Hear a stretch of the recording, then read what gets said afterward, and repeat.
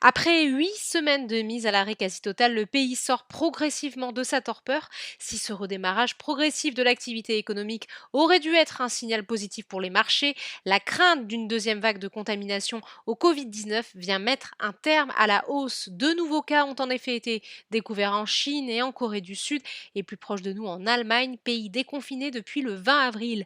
Le CAC 40 recule de 1,31% vers les 4490 points. Et c'est aussi le spectre d'une deuxième vague qui plombe l'ambiance des marchés outre-Atlantique. La bourse de New York avait pourtant fini en nette hausse vendredi, et ce malgré la publication très inquiétante des dernières statistiques sur le chômage. À l'ouverture ce lundi, le Dow Jones reculait de 0,74%, le S&P 500 perdait 0,55% et le Nasdaq cédait 0,65%. Dans l'actualité des valeurs sur le CAC 40, une large majorité des indices sectoriels sont dans le rouge. Les incertitudes sur le redémarrage du trafic aérien pénalisent une nouvelle fois le secteur aéronautique. Airbus et Safran perdent respectivement 2,80% et 3,23%. Après un début de séance dans le vert, les valeurs bancaires sont en repli, moins 3,25% pour Crédit Agricole, moins 2,70% pour Société Générale et moins 2,48% pour BNP Paribas.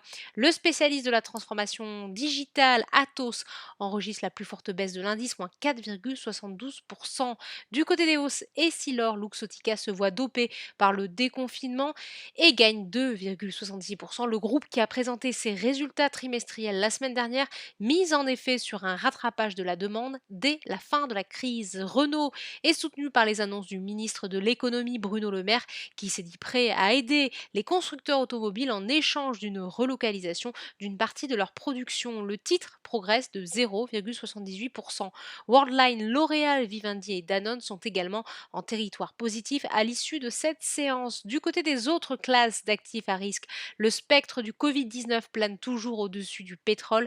En effet, une nouvelle vague de contamination engendrerait un nouveau repli de la demande dans un contexte où l'offre est déjà excédentaire. L'annonce de l'Arabie saoudite d'une réduction de sa production d'1 million de barils par jour à partir du mois de juin a permis au Brent de repasser le seuil des 30 $ pour finalement repartir à la baisse. Voilà, c'est tout pour ce soir. N'oubliez pas, toute l'actualité économique et financière est sur Boursorama.